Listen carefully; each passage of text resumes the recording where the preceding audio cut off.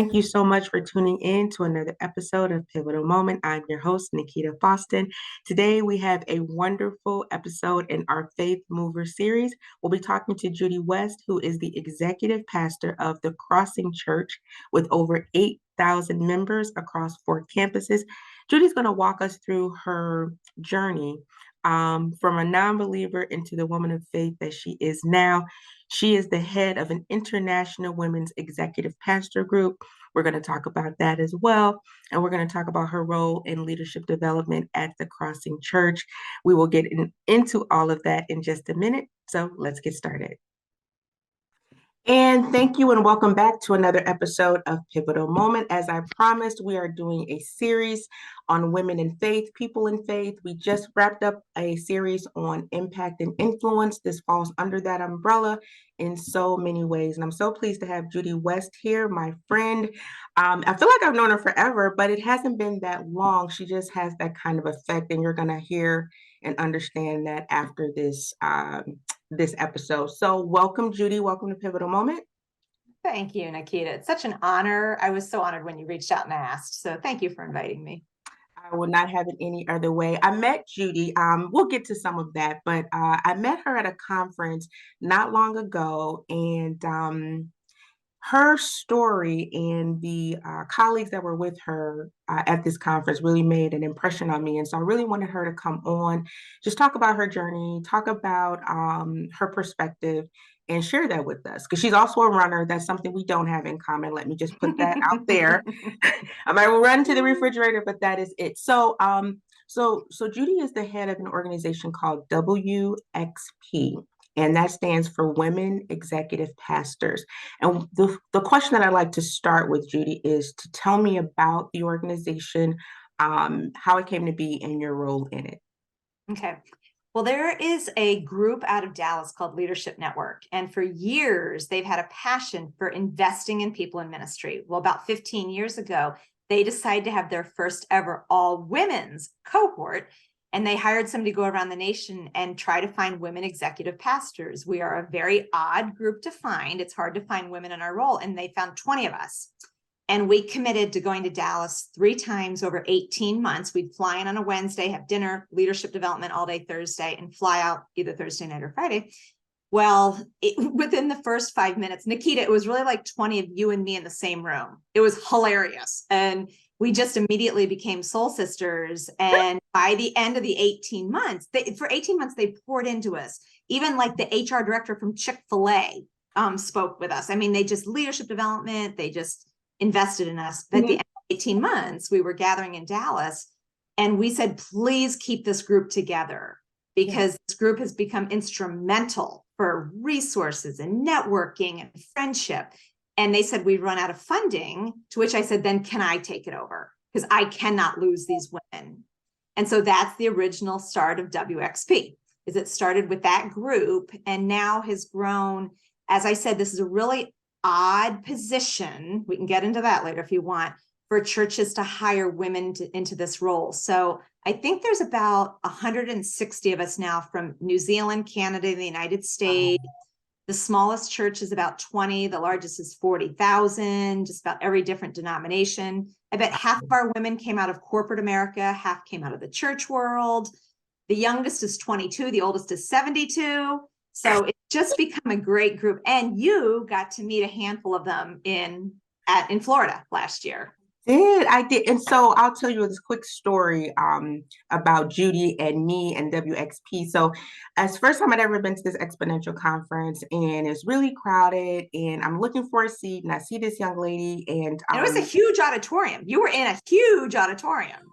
I had never been there. I was there by myself, like a whole nerd. And so, oh no, Monique came over to me and she asked if she could sit by me. And so I'm like, of course, oh God, I have a friend. Amen. And then it turns out she's like, oh, I'm with this other group of women. Do you want to meet them after? And I'm like, of course. I had no idea they were all executive pastors. I was like, okay, I don't belong here. But it was so amazing because you think one thing and then you learn another, which is people are people. And people have similar experiences despite where they are now. And it was just, it was like an instant click. And I think we almost get kicked out of the restaurant. Like we were like the last people there. We did. It was so fun. We laughed so much, we talked so much, and we named ourselves the Safe Sisters because of all the Yes. things that we talked about, and it just made such an impression. And so Judy is here, and I want her to tell you some of the things that really inspired me, and still do from that time. And so, what do you think about all the folks who are in WXP, those who I met and those who you lead, that makes everything click? What's the commonality among the ladies, among the women? Oh, I would say that we all belong to the same tribe. So, everybody has their tribe. And whether it's you went to the same, you meet somebody who went to your same university, you're part of that tribe. You have somebody that has the same role as you, you're part of that tribe. Because we are all women that function in the same capacity, high level leadership, high level of confidential information, strategic planning, hiring, firing, leadership development, teaching, we already have a common thing. And that's the role we play in the church. And so it became an automatic tribe. And if you would have told me 15 years ago that I was leading an all women's group, I never would have believed you, because I'm not a women's ministry person. That's not me. But I think we bonded with you right away, because when you have a woman with the spiritual gifts of leadership Mm. and you bring them under and they love Jesus, I think there's this automatic bond. And that's what you experienced with us at Exponential. So we're all wired similarly. Yeah. And there's just a passion about us too that's hard to put into words. So that's why I fell in love with you right away. It is hard, right? Because like you know it, but you don't know how to like express it necessarily because it is so natural, right? And it is not even something that is necessarily verbalized, but you feel it instantly. And so like I think I traveled with you guys for the entire rest of the conference. You did. You did. You were our mascot. You went with us everywhere. And they thought we had known each other forever. And I was like, no, I've known them for like 17 hours. Yeah, exactly. Exactly. But it was so welcoming, the spirit, the authenticity, the truth, and just everything that happened over that weekend. Actually, I think it was like 3 or 4 days. And so here's my other question about the conference, because it's huge, it's amazing. There are all these speakers, these leaders, these groups. But how do you maintain that connectivity with the other women, the other leaders in between that? Well, that was a group. I had been asked to come and speak there and do breakouts. So the other women came as support. So that's not our regular gathering. Mm. I don't know if you knew that or not. I So came to workshop, but I didn't know that all the folks who were there came because of they you. came, we put an announcement. Does anybody want? We had just met in Phoenix, a whole group of us a month before, and a group couldn't make it. So the people you met, a lot of them couldn't join our annual gathering. And so that's what was so sweet. And some of them did do both. Wow. Yeah. So my friend That's Katie Cole, insane. yeah, Yeah. my friend Katie Cole, who wrote Developing Female Leaders, she had recommended that I be a breakout speaker. And so that's why we were all there. So that's not our specific conference. We do meet now. We meet twice a year. Anybody can come Yeah. from the executive pastor group.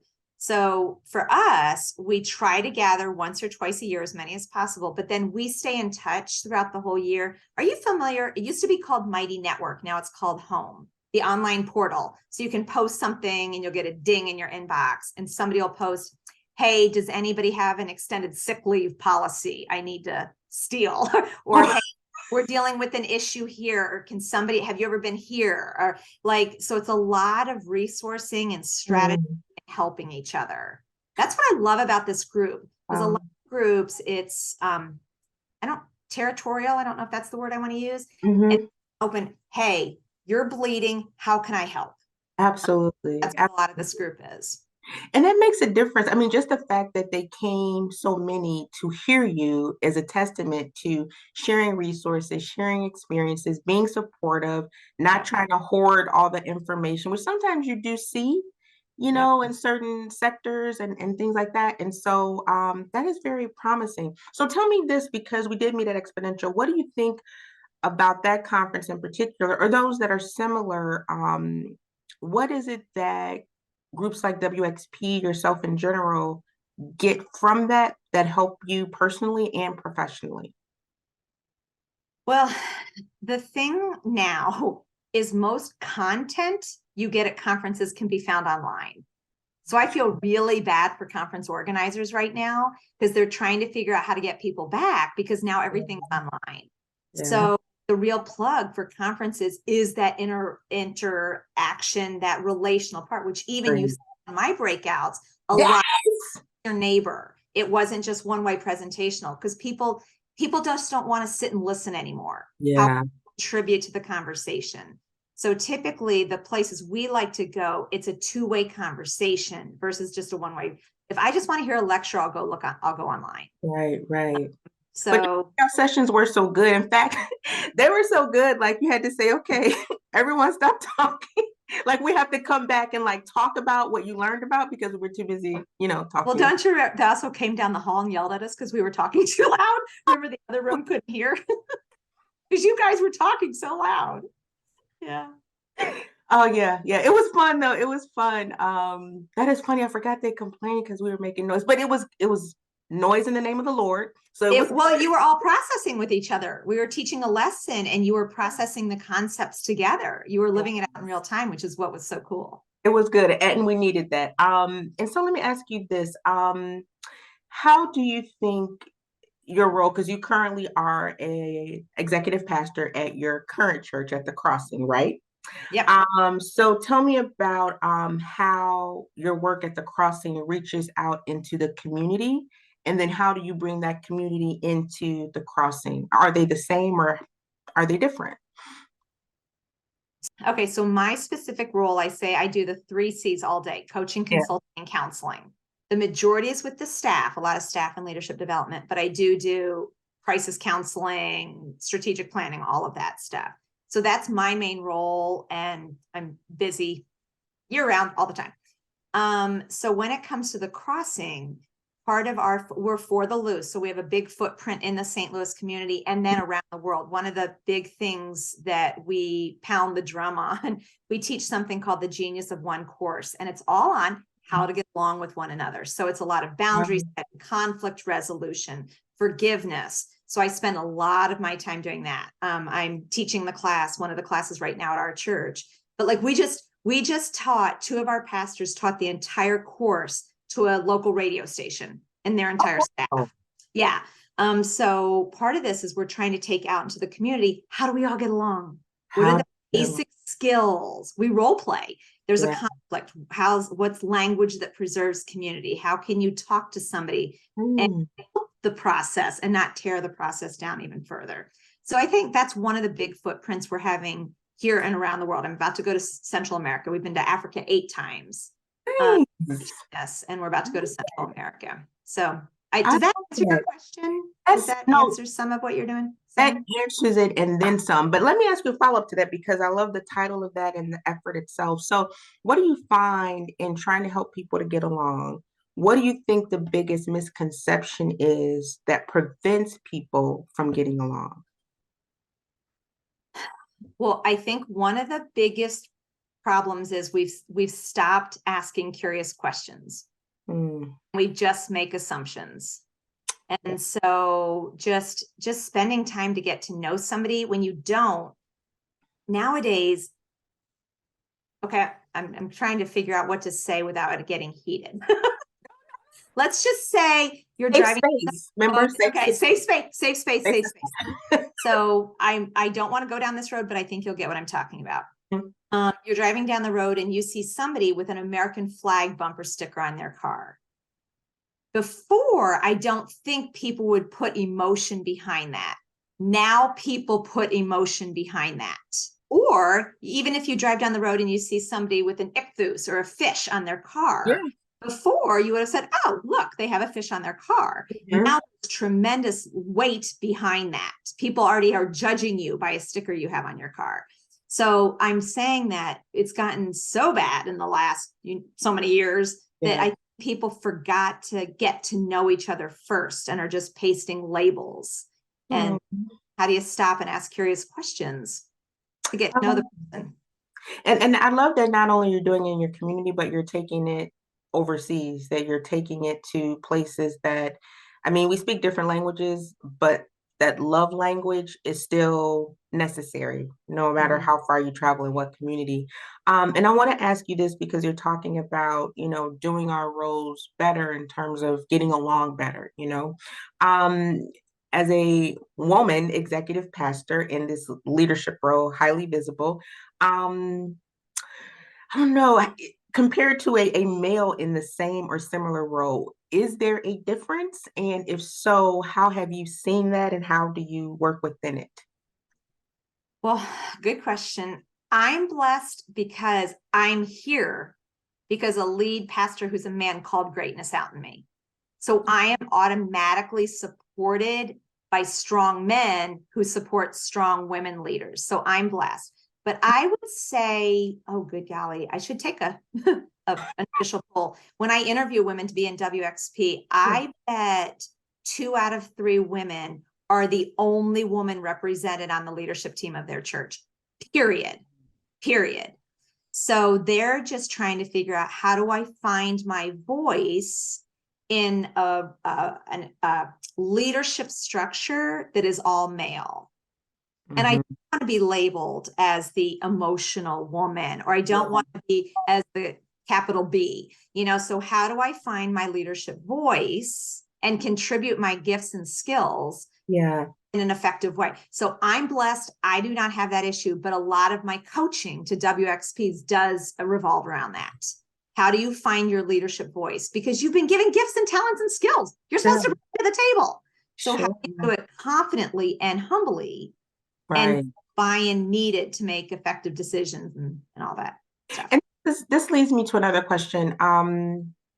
So because I hear this because I have like a lot of friends who are, pretty successful leaders and things like that. How do you maintain your femininity as a woman in a leadership role and still lead effectively without, as you mentioned, that emotional label? And why is emotion a bad thing? How do you basically position yourself to lead and still be feminine while doing so?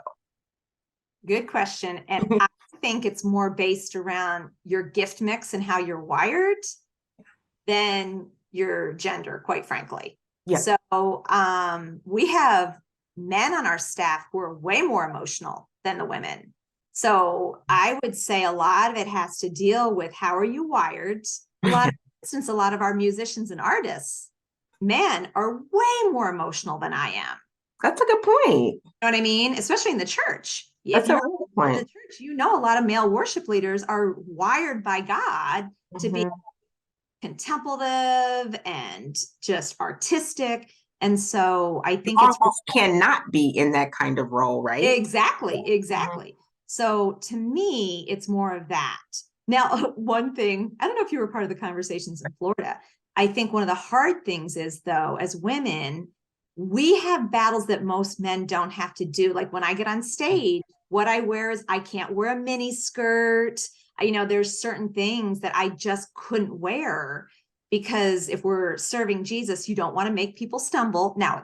I'm not going to go into all that because people shouldn't dictate what I wear, but I'm still held, I have to live above reproach and I Absolutely. have to do what's appropriate because the message of Jesus is more important than what clothes I'm wearing.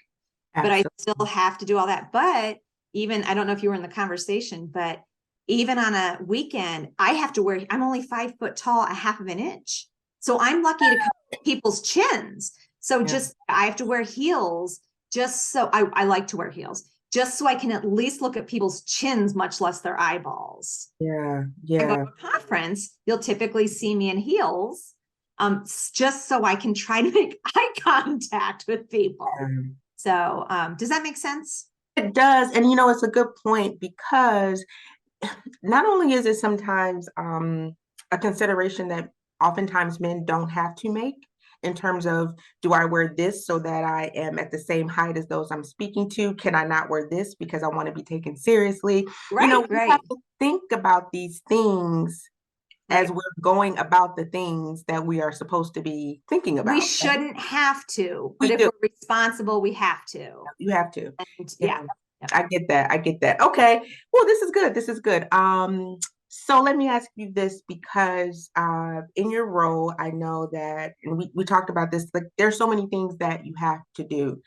and all the folks sitting around the table were sharing the things that they have to do, right? Like just from a 9 to 5, but it's way after 5 and sometimes way before 9, and oftentimes on weekends and stuff like that. So how do you not get burned out? You know, I don't know, you used to run races and marathons and stuff like that. Again, let me say I don't do that, but we're still we're still very close. So tell me, how do you not get burned out, Judy West? What are you doing?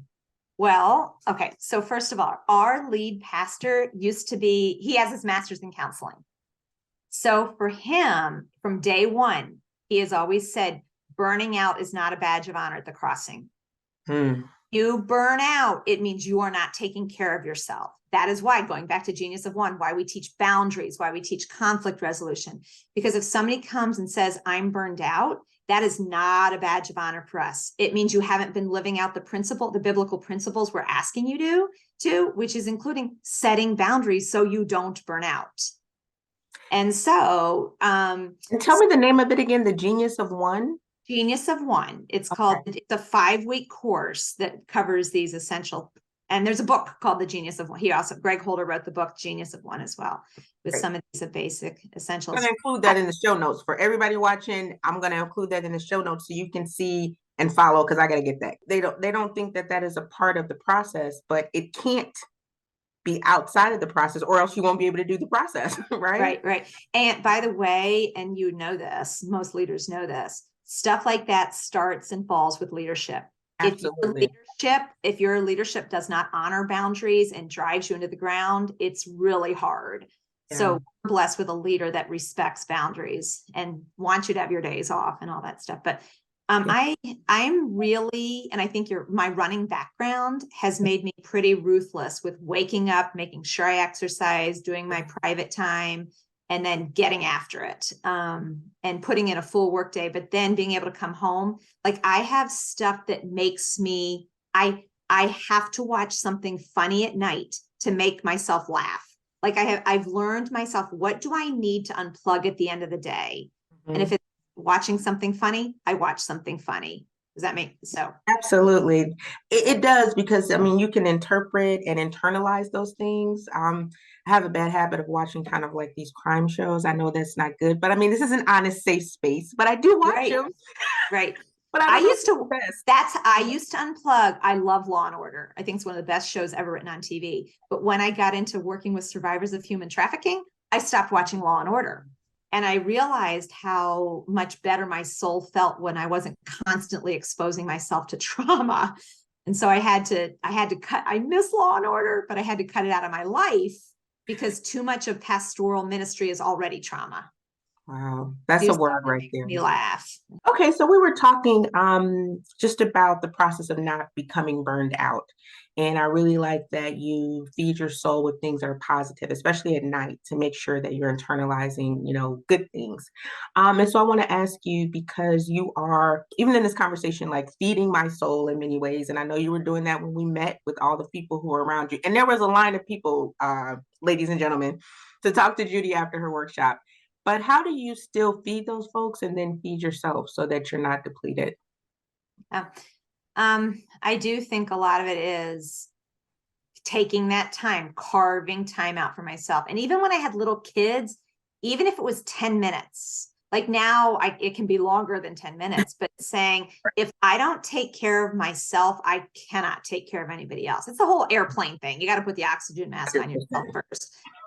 So I'm pretty disciplined with that, and disciplined with being in my Bible study, very disciplined with hanging out with friends, spending time with my husband. I don't like the word balance. I don't think there's such a thing as balance. I love the word rhythm. What's the rhythm? Everybody Mm, has to their day, figure out what rhythm works the like best that. and cling to it. Because if you can figure out your rhythm, you're going to do so much better. I have a friend that she has to work out in the afternoon. I cannot work out in the afternoon. I can't. And I have to do it right away in the morning. And then it feeds my soul and helps me.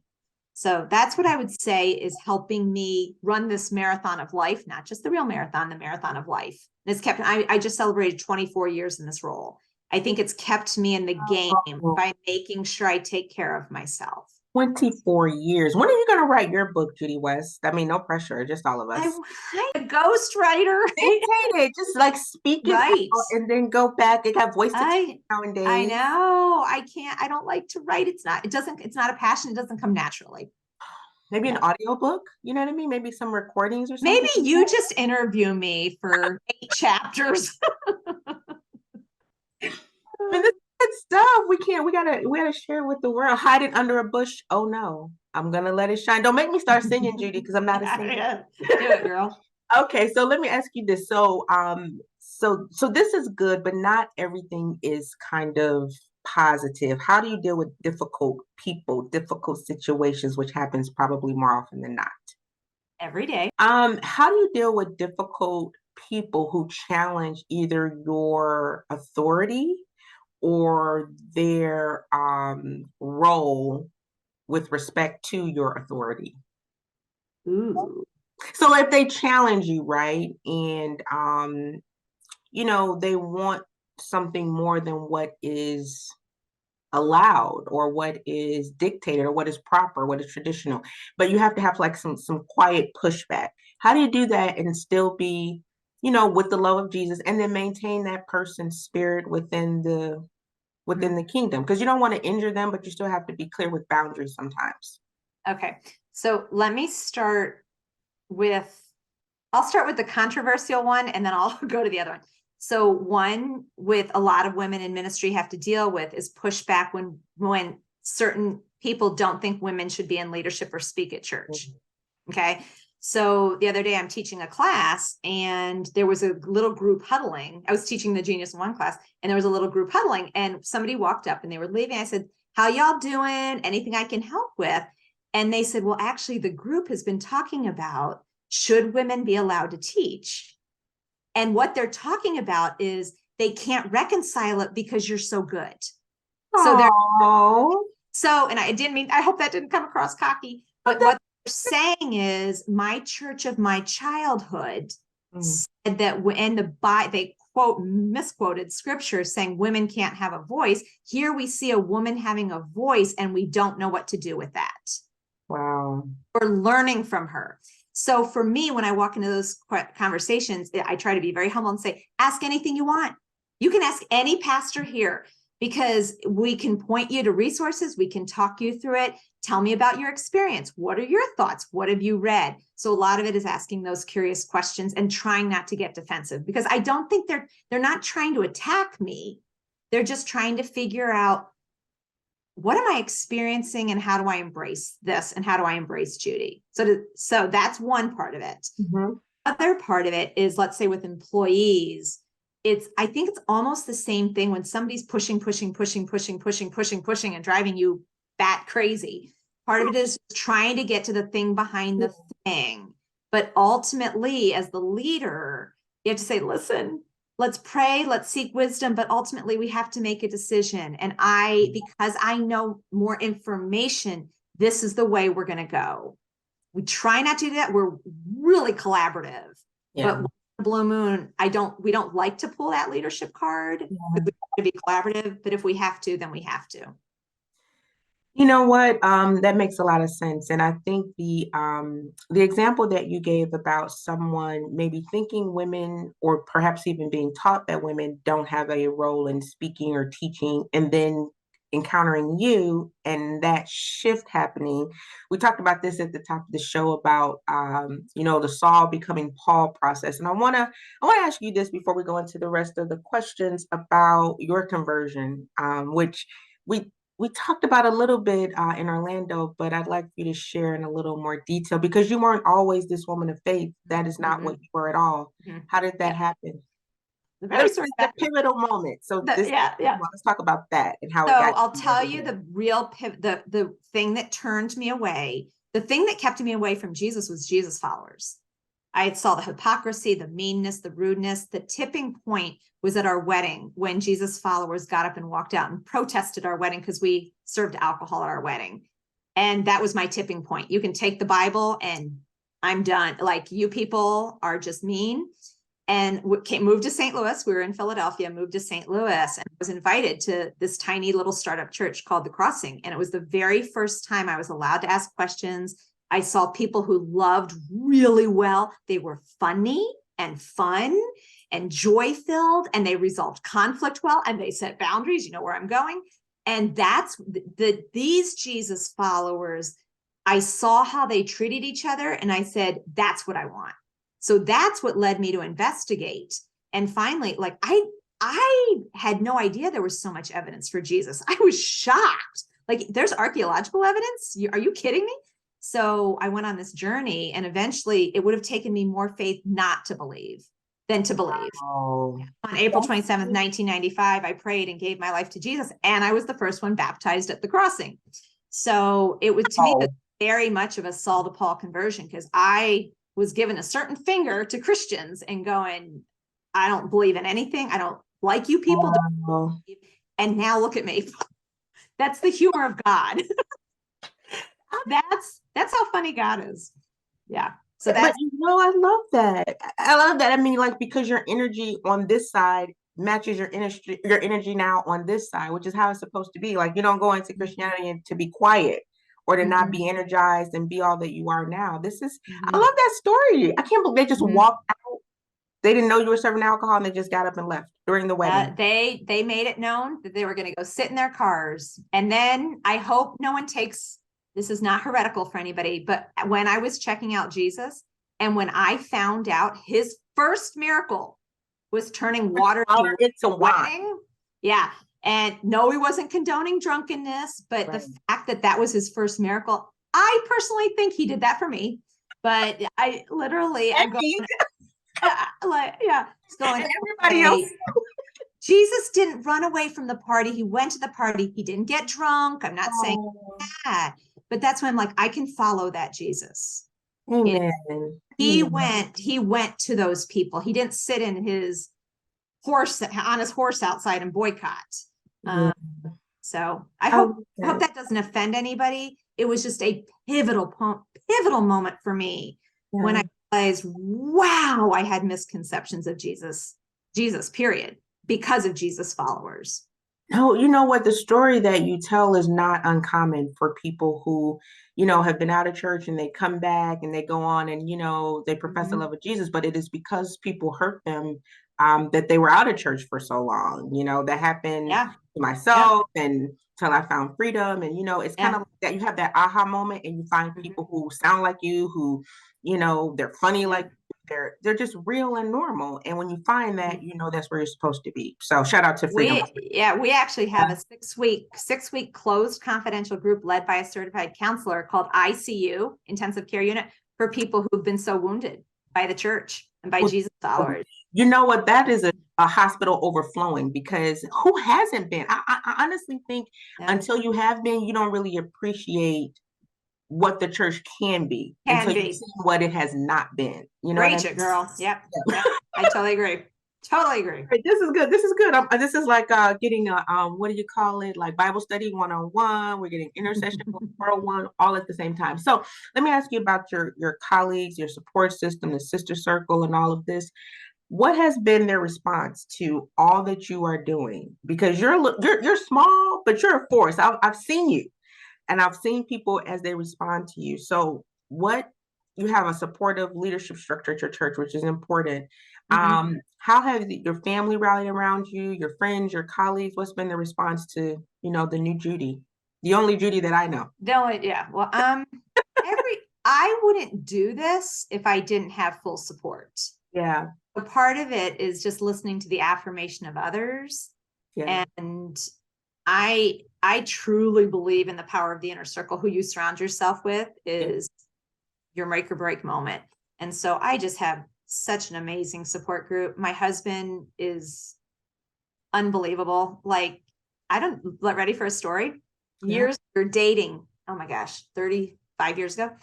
And when we were dating, he said to me, talk about prophetic. He said to me, one day people will know who you are. Nobody's going to know who I am. And I'm okay with that. My job is to support. Isn't that amazing? Your husband is a surgeon. Doesn't he do global missions and stuff like this? Yeah. Right? Yeah, but what isn't that humble? And but back then, he said that when I was an atheist, and I just thought for to be husbands to say that to a to be wife, Wow. I'm a nobody. Nobody cares.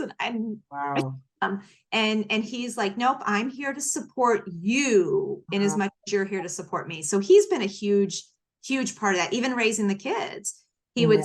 say, guys, mom is gone on the whatever weekend services, and we need to support her. So he's been supportive from millisecond one.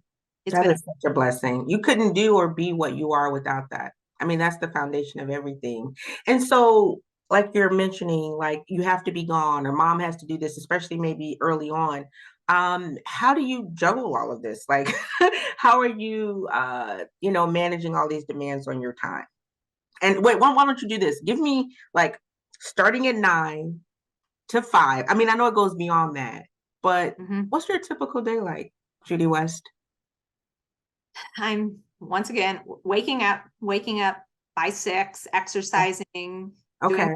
time. My kids are grown now. I have a 25, 28-year old. They're both married and I have a grandbaby. So I still took care of myself. It just looked different as a young mom. Mm-hmm. And then I wrote it down because I had a feeling you were going to ask me. So, Oh, but when yes, yes. so a normal day for me, you never know because it's coaching, consulting, counseling all day. A Yeah. normal day will be yesterday I got to work and I had to do a new manager training for a new manager. Went directly, I lead the leadership team, had to go into that, make some strategic decisions. Went into the spiritual oversight team where we deal with crises. If there's a major crisis going on. Met with a woman after that who was in marital conflict. So coached her on that. Then emails, phone calls, a funeral. So it just all different things. I love my job because every 10 seconds it changes. I'm doing something different, which is really fun because my personality is wired for that. Then Oh I'm my gosh. home, I have dinner, Okay. and I watch something funny. I do email, a lot of email at night, but then I watch funny stuff all night. That's important too. Lasso, by the way, like I have to watch something funny. Hilarious. He's hilarious. Now, when women are coming into the ministry, are coming into leadership, um, I guess it's hard to maybe learn on the job, but what do you tell them as they're coming into the job? Do you give them advice for their time, their families, how to maintain it all? What do you tell them? Um, First, are they younger? Yes. So Okay, let's so say, or if they're younger, or if if they've been in ministry, but now they're coming into a new role in it, So uh, sometimes you're ascending, sometimes you're fresh and new. Either way. well, I was just coaching somebody yesterday, and my main thing is please just admit you don't know everything. I wish somebody told me that. It's okay not to know There. Start everything there. and ask curious questions. And it's okay. Take this time, especially your first year. Take your time by getting to know the culture, know the environment, know the people. Take your time. You cannot microwave a leader. You have to, Mm, this is a crock pot journey. It's a slow journey. And the people that try to microwave don't last. And that's a good so take comment. You the cannot time. microwave your leaders. I like You that. can't, they won't make it. Um, Hmm. Okay. those are my biggies. And you don't have to know everything. Don't pretend like I wish somebody would have told me that. No, because that was my next question. What would you tell because I love that piece of advice. What would you tell your 20-year-old self if, like, knowing what you know now and all these experiences, what would you say to that, Judy? Yeah, You you think? don't need to prove yourself. Got Just be it. you. Got Just it. be you. Figure out what your strengths are. Do you remember years ago all of the stuff was figure out your weaknesses and work on your weaknesses? Mm, Now it's what are your strengths and pour into your strengths. yeah. Wish I wouldn't have spent so much time trying to work on weaknesses. Because then And you work on your strengths, the weaknesses will take care of themselves. yeah. Or you put people around you who can cover for your weaknesses or call you out on your That's a weaknesses. good point. That's a good point. Yeah, so that's probably it. How do you how do you counsel in general, like for women to find their place? Like they have strengths in a professional realm. How do they Mhm, transfer that or find that gift, that purpose mhm, in the kingdom and mhm. not leave either one of them behind, so to Okay. speak? So for any woman leader, I highly recommend you read Katie Cole's book, Developing Female Leaders. Her basic premise is no matter what the theology of your church is, 60% of the church is made of women, and are you going to use their gifts or not? Period. So are you going to harness women in your church for God's glory or not? So that's what I love about her basic premise. So once that's said, what I say is try everything and see what sticks. Ah, Try everything and listen to what you get affirmed with. ah, And it's not just, so Nikita, we're glad you're here. That's not what I mean. It's like, Nikita, when you spoke today, something changed in my heart. Or Nikita, when you, whatever the role is, whatever you did, if they can verbalize, listen to that, because it's probably somebody affirming what your gift mix is. mm, And people go, I don't know where to start. Start where your passion area is. If you had one free day to do anything, what would you do in that day? And see if it somehow you can weave it in. You love to read. Okay, good. so see if you can do some type of, a lot of churches have bookstores, work in a bookstore or help with Bible studies or do something. I would say start with a passion area and then try everything and see what sticks. That is such good advice. You're such a good coach. This is like a motivational session. Do you charge like for like TED Talks or whatever? Not yet. Not yet. I'm Well, gonna think. I'm waiting for you to get to my pivotal moment and you'll see why this is important to me. Yeah. I thought the Paul Saul, I thought the conversion from That's my conversion moment. That's not my pivotal moment. let us back up. That's my Back pivotal Jesus moment that changed my entire life. But there was a moment before that. okay. All right. So let us talk about the actual pivotal moment, Judy West, that made the biggest difference, not the Jesus moment, but the pivotal moment from where you were to where you want to be. What happened? Okay. So I was in ninth grade and I was your typical high schooler, just stupid decisions and all that stuff. And the cool girls in school were the cheerleaders. So I don't laugh, but I was a cheerleader, Nikita. Okay. So I And went you were probably the captain. Yeah, go on. So we were on, it was the JV football game and we had a away game and we were riding home on the bus and the boys were in the back of the bus and the cheerleaders were in the front of the bus and the boys lost. Well, I was up front talking to my friend and the coach turned around and screamed at me and said, when we lose, you shut your mouth. And it was so, and I sat there and I'm like, he's in front of the whole bus. He screamed at me, when we lose, you don't talk. And in that moment, I was in ninth grade. I remember thinking, I'm never going to let anybody's performance dictate my self-esteem. That was one huge pivotal moment. But the next one was, I never want to be a grown-up or an adult like him. Because he killed everything. Okay. A few months later, my middle school PE teacher was the high school track coach. And he convinced me to try cross country. I'd never heard of cross country, didn't know it was 3.1 miles on the grass. He said, I'm going to ask you to try. Would you try? I know you still think cheerleading's the best. Would you try cross country? And he kept calling it, you can do this. I've seen you run in PE class. I've seen you run. I won my third race in and went 45-0 my high school career and ended up winning the state championships in Pennsylvania and track. And I credit that man. So I had two different coaches. Wow. Two different coaches. One who screamed and did that. And the other one said, nope, I see greatness in you. Come on. And when you see that in me, he was probably one of the most biggest. All of my coaches have been key influencers. Teachers and coaches can make or break you, which is why so that's part of why you see me is trying to call out greatness in people, because I know what it was like to be said, shut up, someone else lost. I'm like, I'm never going to let somebody else's performance dictate my self-esteem. I'm a huge believer in team, but there's also like I love contributing to a team, but not allowing the suffering to impact the whole team. If that makes That is so yeah. powerful. I mean, and the fact that that happened in ninth grade and that that's still is the cornerstone of why you think the way you think and why you coach the way you coach. Mhm. Like you just never know the impact you're having, positive or negative, with your words. With your words. Um, And but to complete the circle, so when I tell my story, I always say Jesus used running to save me before I could find him so he could save me. oh, Was going down all the wrong roads, and he knew running was the thing that completely changed the trajectory of my life. Completely. oh goodness, running after you. Isn't there a song? I'm chasing after you, no matter. There's a bunch of them. Yeah. That's one of the ones I really like. See, that could be the title of the book. I mean, that's the song. Write it, write it for me.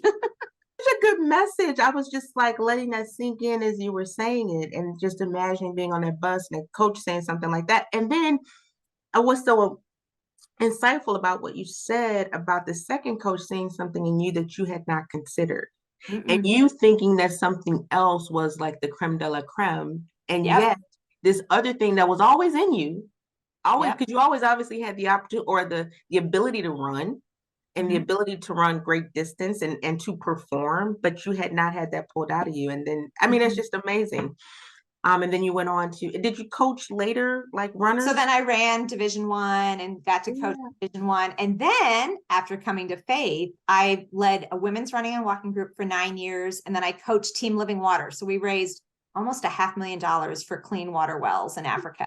So it was so fun. I got to use my passion for running for God's glory then. So You yeah, help it's been God's a ride. people.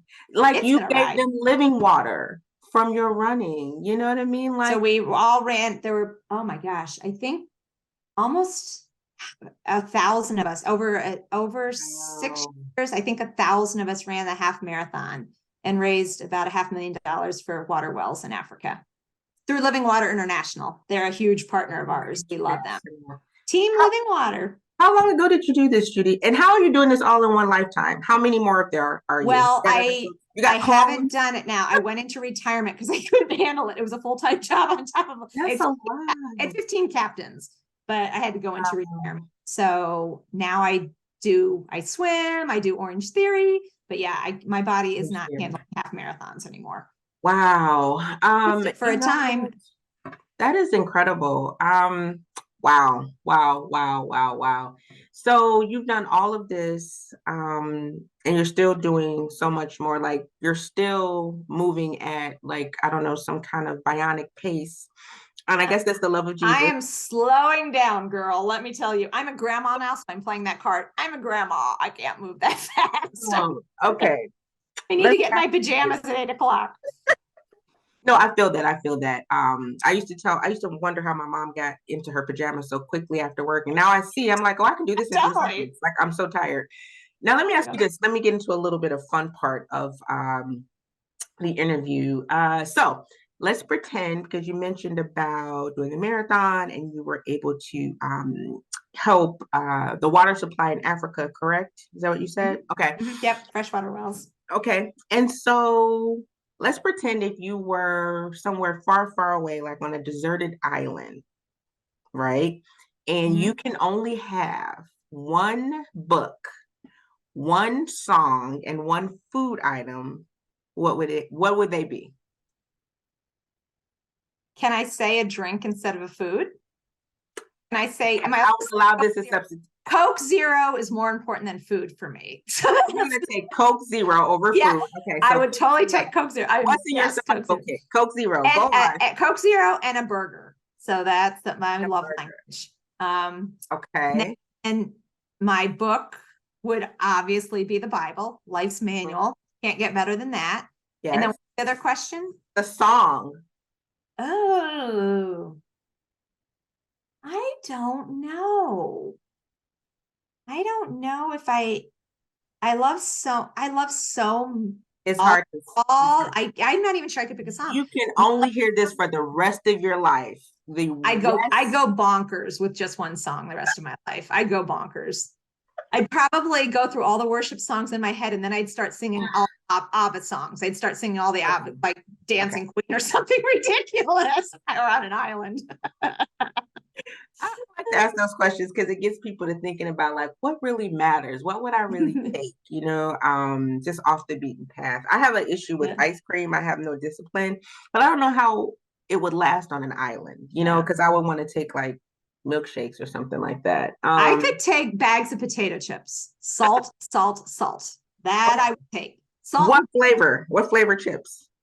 I love plain, your traditional kettle chips. Plain kettle chips. I'll do barbecue too. I love barbecue. What about salt and vinegar? Salt and sour. I love that. Love those too. As Okay, long I as knew we were it's connected. salts, I'm fine. All right. So what is next on your radar for WXP? Is there something new, exciting, different? What's on the agenda in this year or coming up? We're just having our gatherings. I'm constantly interviewing women. We're trying, now that we're getting bigger, we're going regional more. So there's 10 WXPs in Texas. And a few months ago, they all got together. So I'm trying to do more regional things. So they have little cohorts in their area. I would say Wow. biggie right now. And then Yeah. coming out of COVID, WXP was instrumental in coming out of and in COVID. So coming out of COVID is still resourcing each other with how can we keep the kingdom moving forward? Man, amen. That is so if there are women who are executive pastors and want to join WXP or learn more, how do they do that? Where do they go? WXpastors.com. And Okay. typically you go on any search engine and write women executive pastors, we're the only thing that pops up. Yeah. So you should be fine. Okay. Yep. Um, There's a closed Facebook group too, run by Katie and a friend called Ministry Check. So yes. that's an option. People can get on that Facebook group.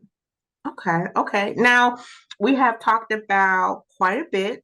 I have to shout out to Mallory, Monique. Who else did I meet? Allie, Angela. Yep. All the group. Yeah. Yep. So what else would be, we talked about a lot. Is there anything that we didn't touch on, Judy, that you think would be especially helpful, just for women, women leaders, and certainly women in ministry? No, I think we've covered a lot of ground. I would just say Okay. be you. Find an environment. Unfortunately, a lot of times when I'm talking to women, they're in an environment that doesn't allow their gifts to flourish or their personality or their strengths to flourish. And there comes a point where you hit a crossroads. I think one day we're going to stand face to face with the one who created us, and we're going to be held accountable. Did we use the gifts that were given to us? That keeps me up at night. And I hope it keeps everybody up at night, because did I use everything that I was given to use in this lifetime? So that's what I would say. Just please find a place to use your talents and gifts. Amen. Well, maybe that is the Lord talking to you about your book, because I feel like if I had all of this in written form, Judy, I'd be so much further along. I would be able to recite and listen to all of this great wisdom and knowledge. But honestly and seriously, it is a great gift that you have to teach others, to inspire others, to bring them into their own, and to help them to recognize what's in them, which it seems like your coach did for you. And so it's a pleasure and honor to have you on the show. I encourage those who are listening or watching to learn more about WXP, even if you're not in that role, just learning about how to be collaborative with others, especially, women. We have a particular course in life, and it is really wonderful to commune, to fellowship, to understand, and to walk together in this thing called life. So thank you again, and you will come back during the book tour, and you'll say, Nikita, now I listened to what you said. I heard your prophecy. Yeah, exactly. You prophesied, girl. You prophesied. I'm ready to share. So, but thank you so you. much, and come back at any time. Yes. Yes, thank you. The panel have all the ladies on, or some of them. That'll be fun. All righty. Thank you, Judy West.